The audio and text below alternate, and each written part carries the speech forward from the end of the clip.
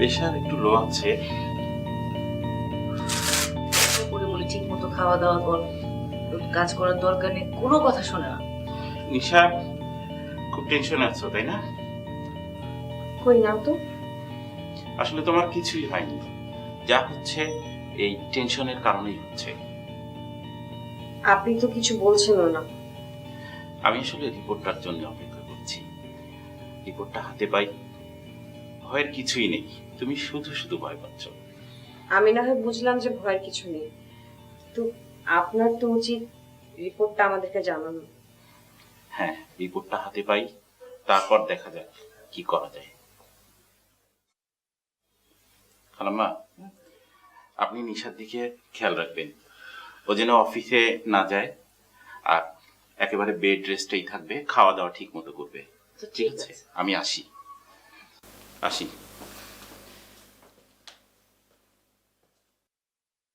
কি বলে তোর ডাক্তার শুনলি?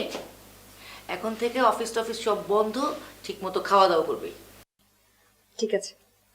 ঠিক আছে না, সত্যি সত্যি রেস্ট নিতে হবে। বললাম তো নিব। একদম টেনশন করিস না, ঠিক আছে? আচ্ছা, আমি একটু জুস পাঠিয়ে দিই।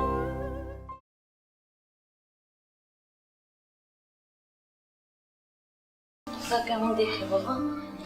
খালাম্মা, আসলে বিষয়টা নিয়ে একেবারে টেনশন করবেন না, আর এছাড়া নিশাকে ওই বিষয়টা নিয়ে টেনশন করতে দিবেন না। এখন আমি কি করবো আমি নিজেই তো বুঝতে পারছি না।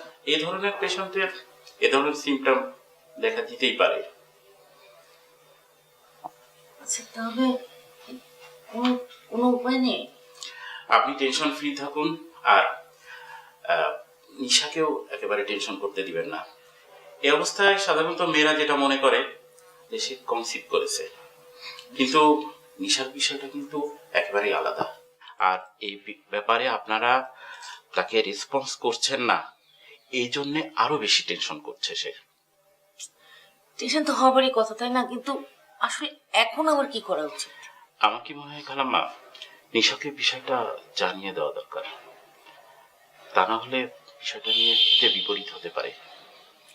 কিন্তু নিশা জানার পরে কিভাবে রিয়েক্ট করবে সেটা তো বুঝতে পারছি না। না না, এত বড় রিস্ক আমি নিতে পারবো না। আমি এক কাজ করি, আমি সাজাদের সাথে কথা বলি, দেখি ও কি বলে। হ্যাঁ, আপনি সাজ্জাদের সাথে কথা বলেন, আর এছাড়া আমি তো আছি। দেখি কি করা যায়। আমি তাহলে আজ উঠি, এক কাপ চা করে দিই। আর থাকি আরেক আসি।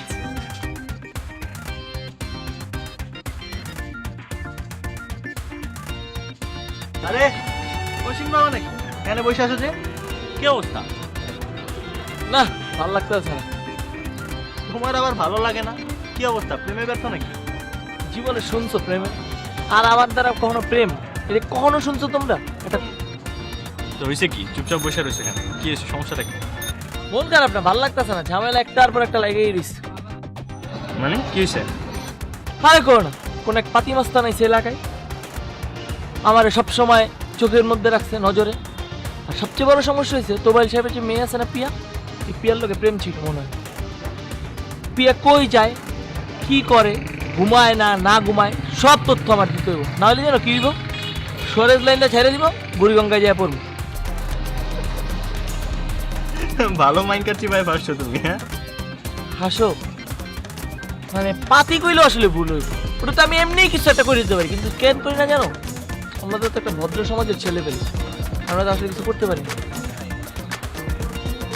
আর তোমার মধ্যে কোনো ফিল পাইতেছি না।